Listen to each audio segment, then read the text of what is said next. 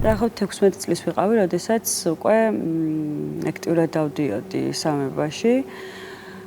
და საოცარი გუნდი იყო და არის ახლაც სვიმონ ჯანგულაშვილის ხელმძღვანელობით და გალობდა კირიელეისონს ერთი პატარა ბიჭი.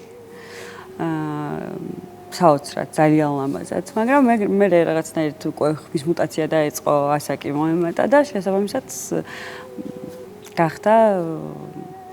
აუცილებელი რომ შეეცვალეთ შემსრულებელი და მახსოვს რომ სვიმონმა შესთავაზა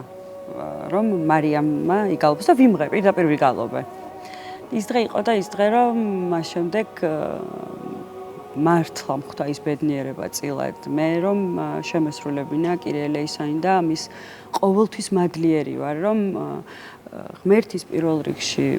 ჩვენი პატრიარქის რა თქმა უნდა სვიმონისაც იმიტომ რომ ეს ადამიანები რომ არ იქნებოდა დღეს ჩემი ცხოვრების რაღაცნაირი მნიშვნელოვანი ლეიტმოტივი კირიელეისონი ნამდვილად მთელი ჩემი ცხოვრება რაღაცნაირად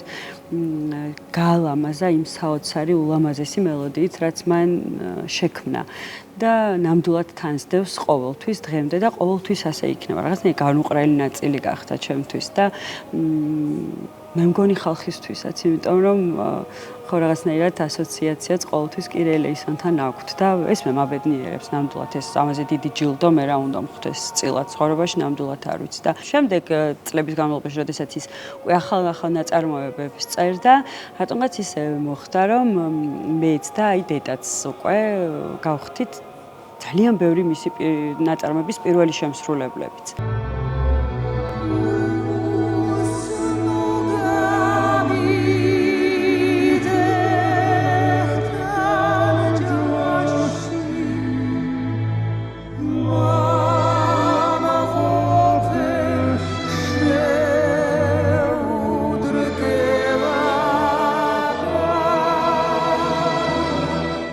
რაღაცა რო არ მოეწოდებოდა გეტყოდა რომ იცი რა არა ისე კი არა ისე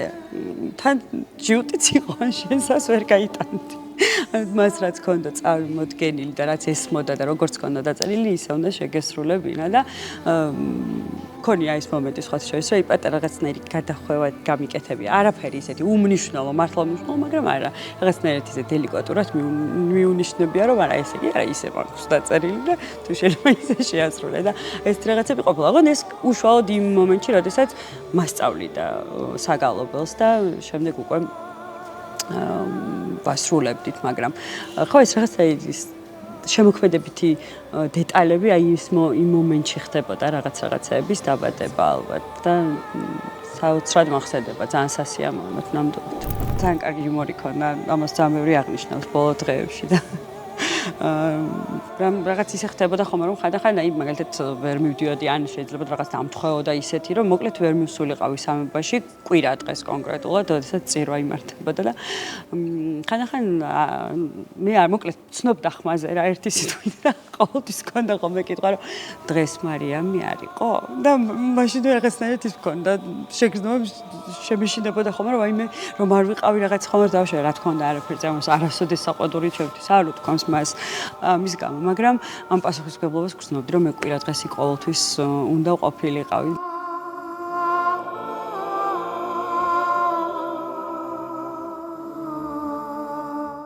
ერთ ვახშამზე ყოფილვართ ერთად და რაღაცნაირად ძალიან უყვარდა ხოლმე თამრიკოს მომღერი იავნანა განსაკუთრებით და ყოველთვის თხოვდა რომ მემღერა და განსაკუთრებული სიყვარული ჰქონდა ეს რაღაც დედისა და მშობლების მიმართ და ყოველთვის საუბრობდა, აი როდესაც თამრიკოს თხოვდა რომ იავნანა შეასრულებინა, ყოველთვის მე არ მახსოვს რომ გამოეტოვებინა და რაღაც ისტორია არ მოეყოლა თავის მშობელზე, მაგალითად დედაზე ამ შემთხვევაში და ყოველთვის რაღაცნაირად ესე ხვდებოდი რომ ეს მის სიცხოვრების ძალიან დიდი ტკივილი იყო, მონატრებაც იყო, ალბათ ძალიან ბევრი რამ იდა ხოლმე ამ რაღაც ერთ თხოვნაში, თუნდაც რომ თამრიკოს იავნანა შეესრულებინა და